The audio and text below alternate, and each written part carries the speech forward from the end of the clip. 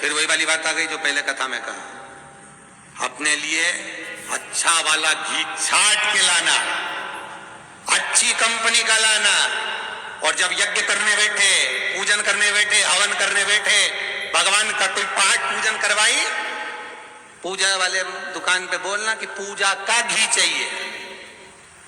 तो वो पूजा का सामान बेचने वाला भी चतुर था, उसने पूजा का ही घी दिया। तो इन्होंने पूछा, भैया ये घी कितने का? तो क्या 80 रुपए का? तो 80 रुपए का आधा किलो? तो क्या पूजा का है? विचार करिए जरा। अब और मांग कितना रही है? बस बेटा सीए में पास हो जाए तो भगवान, इसीलिए मेरा पूजन कराई। अब भगवान बोल रहा 80 रुपया का घी हमको लगा रही चूना,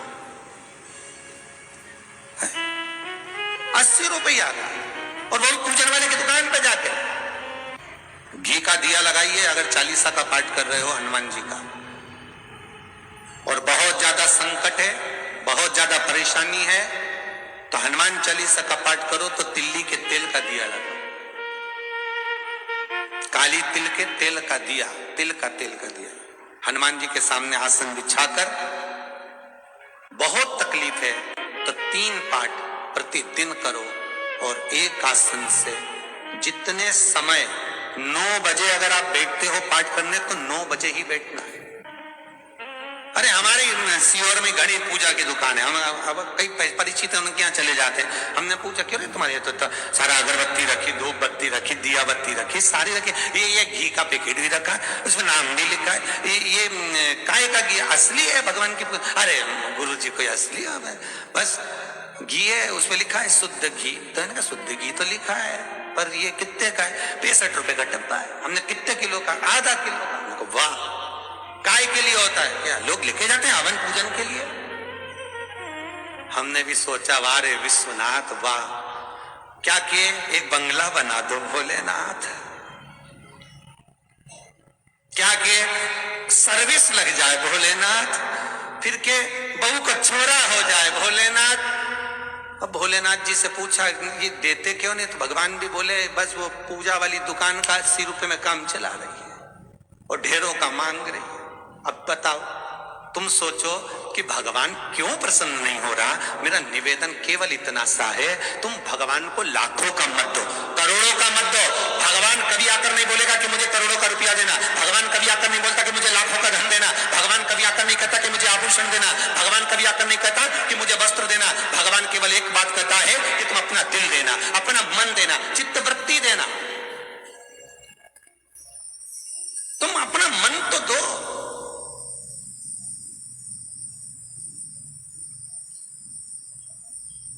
अपना भाव, अपना दिल, अपनी वृत्ति, अपना चित्त भगवान को दो। पर महाराज वही तो नहीं दे पाते। दिक्कत तो वही है ना, सबसे बड़ी बात, तकलीफ तो ये में जब दिया लगाओ और मंदिर में जब दीप प्रज्वलित करो, उस समय पर जब मंदिर में दीप लगाएं और मंदिर में जब दिया प्रज्वलित करें, अगर गोल बाती है तो वो तो दिए के बीच में ही होगी, फूल बाती है तो वो दिए के बीच में होगी। और मान लो अगर लंबी बाती लेकर गए हो, लंबी बाती को लेकर पहुंचे हो, तो अगर दीप लगा रहे हो, कामना रखकर लगा रहे हो कि मेरी ये कामना है, तो वो दीप का, बाती का मुख अपनी ओर रखना, पर कोई कामना नहीं।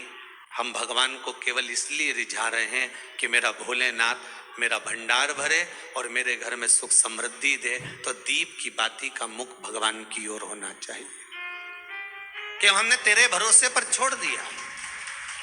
अब हम किसी से नहीं पूछेंगे कि हमें क्या करना है, ये दीप की जो बाती का मुख है वो आपकी ओर है। अर्थात मेरा जो जीवन है, मेरा जो संपूर्ण परिवार है, मेरा जो कुटुंब है, मेरा जो कबीला है, मैं जिस घर में निवास करती हूँ, मैं जिस घर में रहता हूँ, उस घर का संपूर्ण कारभार सब तुम्हारे भरोसे पर है। तो बाती का मुख कहाँ हो गया? भगवान की ओर हो गया।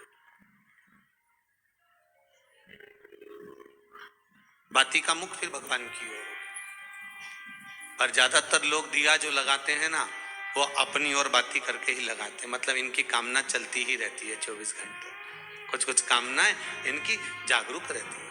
इनकी कामनाएं निरंतर रहती है। पर उस बाती में जब आप अपना संपूर्ण परिवार, संपूर्ण अपने परिवार का, दुकान हो, धंधा हो, व्यापार हो, व्यवसाय हो, चाहे आप जितना भी कार्य कर रहे हो, फैक्ट्रियां चला रहे हो, वो सब अपने भगवान के भरोसे पर दे दिया, भगवान की ओर दे दिया। तो इसका मतलब ये नहीं है कि बाती का मुख भगवान की ओर हो तो तुम भगवान के बिल्कुल करीब में बाती का मुख कर लगा दो और भगवान को मालूम पड़े चोट लग जाए, ऐसा भी नहीं। जब भी दिया लगता है, आप बहुत ध्यान देना महाराज, अगर भगवान जिस स्थान पर बैठे हुए हैं, अगर दिया हमको रखना है, भगवान जहां विराजमान है, दीप जब भी रखा जाता है भगवान के सामने, तो अपन जहां विराजमान है उससे भगवान और अपने बीच में कम से कम 2 बीता की दूरी तो होना ही चाहिए, जिससे भगवान को भी चोट ना लगे, भगवान को भी घात ना लगे। तुलसी महारानी को जो दिया लगाया जाता है वो तुलसा महारानी से दूर लगाना चाहिए। तुलसी के क्यारे में दीप लगाने का प्रमाण नहीं है कि तुम तुलसी के क्यारे के अंदर दिया लगाओ। पहले तो ऐसा नियम था कि तुलसी का जो क्यारा बनता था उसमें एक नीचे अलग से दिया रखने की जगह बनती थी, तो उसमें दिया रख दिया जाता था। आज के जमाने में इतनी जगह ही नहीं कि वहां में रखो, तो लोग वो कुंडा में धर के आ जाए। अब वो कुंडी में रख के आए, मालूम पड़े तुलसी महारानी का पत्ता मुरझा जाता है, तुलसा महारानी भी ऐसी मूर्छित हो जाती है, तुलसा महारानी भी चारों तरफ से वो दिए की लो से जल जाती है। ऐसा दीप लगाने का कोई फायदा नहीं, ऐसे दीप की कोई महत्वता नहीं है। किसी को कष्ट देकर, किसी को परेशान कर कर, देवता हो चाहे आप हो, आप किसी को कष्ट देकर, किसी को परेशान कर कर अगर भजन कर रहे हो तो उसका कोई सुख नहीं है हमारा, उसका कोई आनंद नहीं है। किसी को भी कष्ट देकर अगर आपने भजन भी किया, यज्ञ भी करा, दान भी करा, पुण्य भी करा, सत्कर्म भी करा,